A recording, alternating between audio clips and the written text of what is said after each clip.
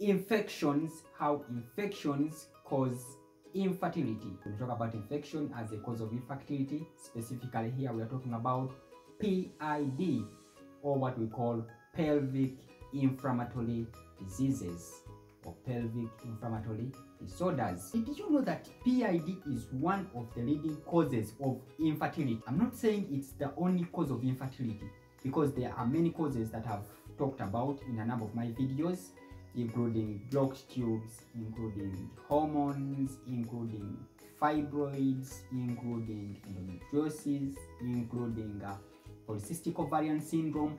But in this case specifically, we want to look at PID in relation to infertility, because you might find someone who has everything right, everything being okay, but then the only problem hindering them is PID, and the consequences are also not good. So today we are looking at that, and in this very video we are going to see, or you're going to know, what it means, how it comes about, how to treat it, and how to prevent it. Okay, so PID, when we say pelvic inflammatory disease, specifically we mean pelvis. For example, pelvis means the upper, or the female reproductive, the region of the female reproductive system, that is the pelvic region. So pelvic inflammatory disease means the diseases in the pelvic region. And while we say diseases, it means it's not only one disease. It means you can have a multitude of them, you can have a multitude of symptoms, you can have a multitude of conditions within. So categorically, that's why it's called a PID. Okay, so PID, what causes it? Yes, 90% of the causes of the 90% of the PID is caused by sexually transmitted diseases. And here the greatest victim, the greatest culprits, the greatest invaders are either chlamydia, or gonorrhea as the main. Not limited to, because there are others, but the main ones are chlamydia or gonorrhea. It's either chlamydia or gonorrhea as the main causes. How does it come about? When you have sex, when you have unprotected or unsafe sex with someone who has, chlamydia, for example, chlamydia is asymptomatic, it doesn't show anything, especially in both male and female. And then gonorrhea will show some symptoms in men, but in female it will not show a symptom. So when you have unprotected sex with someone who is infected with one of these diseases, the disease will invade you. It will ascend up to the upper centers of the female reproductive system, that is to say, that is the cervix, that is the uterus, and fallopian tubes, and the ovaries. It will ascend up depending on to the extent and how far it has gone. It will let you get a PID in a long run, consequently. Now, looking at the female reproductive system, if we are to look at the signs and symptoms of the PID, they all depend usually on the location or where it is. For example, if it is here, it will call what we call cervicitis. Cervicitis, it means sickening or infection of the cervix. It is what we call cervicitis. If it comes here within the uterus, we get what we call endometritis. If it comes here within the fallopian tubes, we get what we call salpingitis. If it comes here to the ovaries, we get what we call oophlitis. So the signs and symptoms will always depend on where the main invading disease is at that point of time. However, there are those general signs and general symptoms of the PID, and they're what we're going to look at. PID have some symptoms which are general. However, PID can be asymptomatic. Asymptomatic means when there is no sign and there is no symptom. When there is no sign and there is no symptom, you can get a PID. You can have a PID, and usually such a PID is seen as a consequence. For example, when you get an ectopic pregnant, or when you fail to conceive, you're trying to conceive and you failed, you're trying to conceive and you failed. Unknowingly, you have a PID within that you didn't know. So PID can be asymptomatic or may not show any sign or symptom. That is why it is important for you, if you are failing to get pregnant, it is also important for you to check and see if you have a PID, because it could be a cause towards you not getting pregnant. However, the general signs and symptoms, the common general signs and symptoms include lower abdominal pain, specifically lower abdominal pain, not the upper pain of the ulcers or the heart pain or whatever, but specifically lower abdominal pain. Lower abdominal pain are sites usually that a woman feels cramps, but this pain seems to be uncoordinated or on and off. Usually when you're going to the periods and the pain is so much, you need to consider that, because it is one of the signs and symptoms of PIDs. If you have salpingitis, or if the tubes are the ones affected, you will feel the pain in the sides of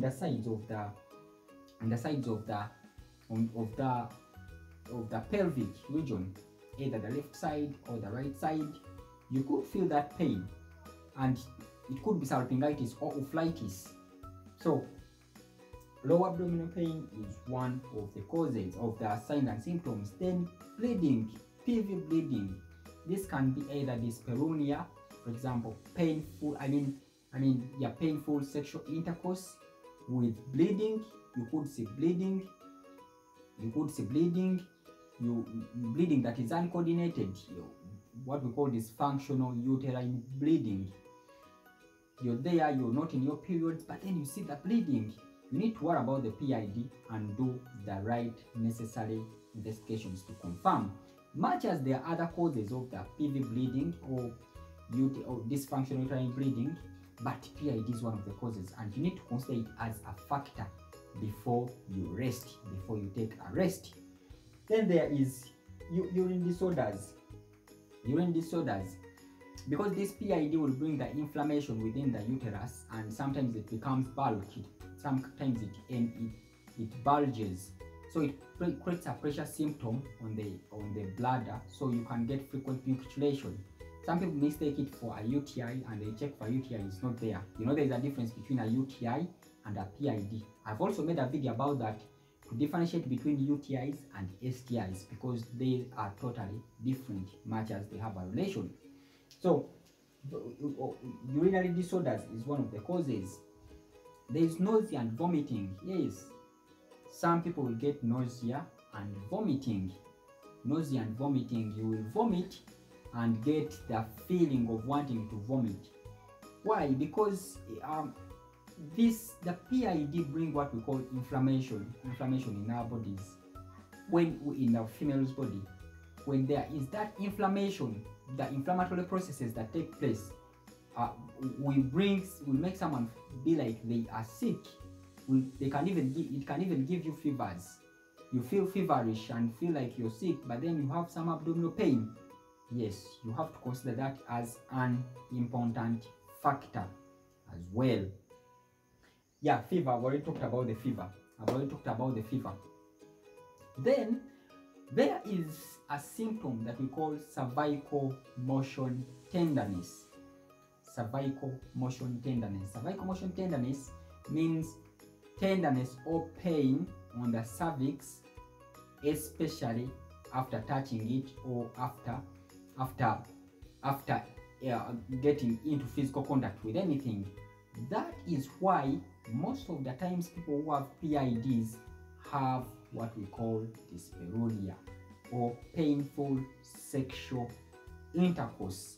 Why? Because whenever the penis of the man hits or touches on your or intrinks on the cervix, you get that kind of pain because the pain, the cervix is inflamed, and usually it is in the cases where someone has what we call cervicitis. Then there is another symptom that we call vaginal discharge, abnormal vaginal discharge. There is a discharge that comes out, and this discharge is not normal. You know, there is a difference between normal vaginal discharge and abnormal vaginal discharge. And actually, I've also made a video about that, explaining what a normal vaginal discharge is and what an abnormal vaginal discharge is. So, it is important that you know that when you get some discharge that is abnormal, it is important for you to consider it as an important factor. Let us look at the cervix. For example, if you look at the cervix to see the difference between a normal cervix and an abnormal cervix, you would see that there is a big difference. Now, for example, this is a cervix, what we call more like the door that opens between external environment and the uterus up. This is the cervix that is normal. This is the normal uterus. This is the vaginal canal, and this is the cervix here, the door. So a normal cervix would look like this. It would be in the normal shape, the texture, the texture and the appearance, and it's not painful, not tender, not even on touch, not even during the sexual activities. There is even no discharge that is coming out. However, in someone who has a PID, there are higher chances of getting what we call cervicitis. Cervicitis means inflammation or thickening of the cervix, whereby it even gives out the discharge. That is the discharge, one of the discharges that you usually see coming out. That it can be in different colors depending on the main factor, main disease, main microbe that caused the PID. It can be of different colors. You can view the video to see the different colors that which mean different things, which mean different diseases within the discharges. So you see this one is more red in color. This one is not reddish. This one has some discharge, and this one, if you touch it, it will be painful. It will be painful. That is why in one of the examinations done, there is what we call cervical examination to see if it's tender or not, to see if there is cervical motion tenderness or not. So now this is the inflamed cervix, this is the normal cervix, and this is the uterus, and this is the cervical lining. So after seeing the signs, after seeing the symptoms, after seeing how it comes about, let us know, how do we test? How do we confirm that someone has a PID? Yes, well, one, we look at someone's signs and symptoms. We look at someone's signs and symptoms that someone is presenting with. That is the first thing. Then two, we can do what we call a culture and sensitivity on the type of discharge that is coming out. Discharge. We take a sample of the discharge. We go in the lab and test it to see. This is especially common in people who have been resistant to medicines. They have got a lot of medicine, they have got injections, they have got what and all those things, but they fail to respond. So we do a culture and sensitivity to see the type of microbe that is disturbing this person. We see the type of microbe that is disturbing you to identify and know the actual need or the actual treatment needed, antibiotics needed to treat you, other than treating with blindly. Now, we can do a PV vaginal exam. We can look at your cervix, we examine it, we see how it is, and we can know that you have cervical motion tenderness, you have the discharge, you have and all those things that we look at, we can still know that you have a PID. Then we can do an abdominal pelvic ultrasound scan. When we do the pelvic ultrasound scan, we look at the fluid collection in the pouch of Douglas. This is not conclusive because this fluid can come out because of a lot of other things in the abdomen, in the intra-abdomen. But however, in conjunction with all these other results and the findings and the signs and symptoms, if we do an abdominopelvic ultrasound scan and make a relation between that and these, we can come to a conclusion that you have a PID. So now the question is, how does a PID bring about? How does a PID bring about infertility? How does PID bring about infertility? That is the question. Well, like we have seen that a PID will affect different places, different places in the woman's reproductive system. You realize that there are higher chances that someone who had a PID, who has a PID, will get what we call a salpingitis, which is inflammation or thickening of the fallopian tubes. And in that case, if there is that inflammation, two things can happen. One, either healing with adhesions. Adhesions are like ridges or like crisscrosses within the fallopian tubes that doesn't allow the egg either to the sperm either to swim well to the egg for fertilization, or the egg to swim well from the ovaries to the ampulla for fertilization. Or it can heal with what we call scars that can lead to blockage of the tubes. So PID can lead to blocked tubes. PID can lead to adhesions. But at the same time, if this sperm or if this egg maneuvers through and goes to meet the egg and yes, they fertilize, we could end up with what we call an ectopic pregnant, because this fertilized egg ova might not be able to, the fetus might not be able to swim well or to come for implantation in the uterus. So you end up getting what we call ectopic pregnancy. Ectopic pregnancy, you will get pregnant, and yes, the test will show positive, but then in just, most of them don't survive for more than 3 months. They don't. Immediately you start feeling the pain in the lower abdomen, especially on one side, and it has to be removed either medically with some treatment or surgically by opening and removing. So that is how some of the ways how it can lead to, how PID can lead to someone becoming infertile or unable to conceive. What are the treatment options? How do we treat the PID? Treatment will depend on the extent, the type, and the level of the disease, because mainly the treatment contains an antibiotic and an anti-inflammatory. However, the choice of treatment depends on the size, the extent, and the magnitude, how far the disease has gone, because it requires a combination. You know, antibiotics have types. We have penicillins, we have fluoroquinolones, we have different types. So the disease will usually require a specific type of combination depending on the extent or the culture and sensitivity results that we decide. I know that this person will respond more to a combination of either a fluoroquinolone and a second generation or a third generation cephalosporin. That this person will either respond more on a penicillin and maybe a fluoroquinolone. This person will respond more on, depending.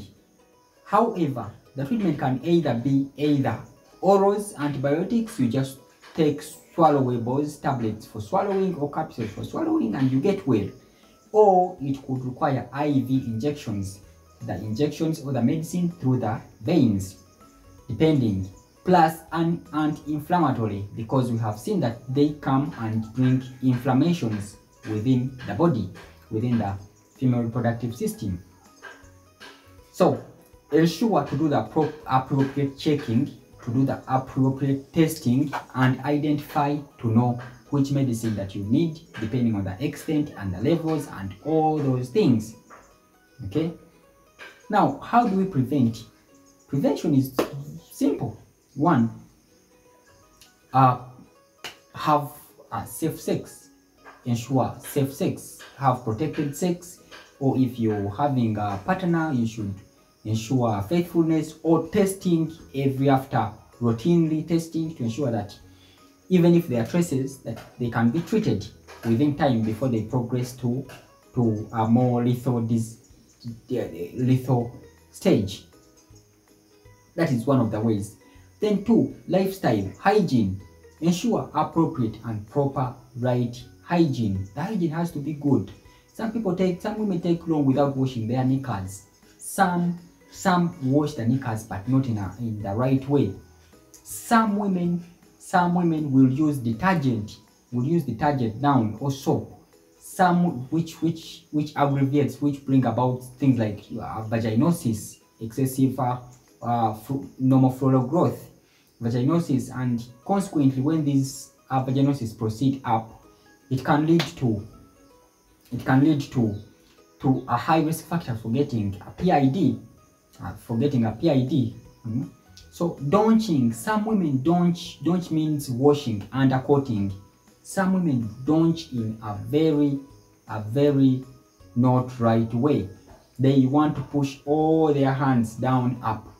They want to push all their hands, not knowing that if you had this disease here, or if your hands were not clean enough, you would send the germs, you would send the microbes up to the cervix.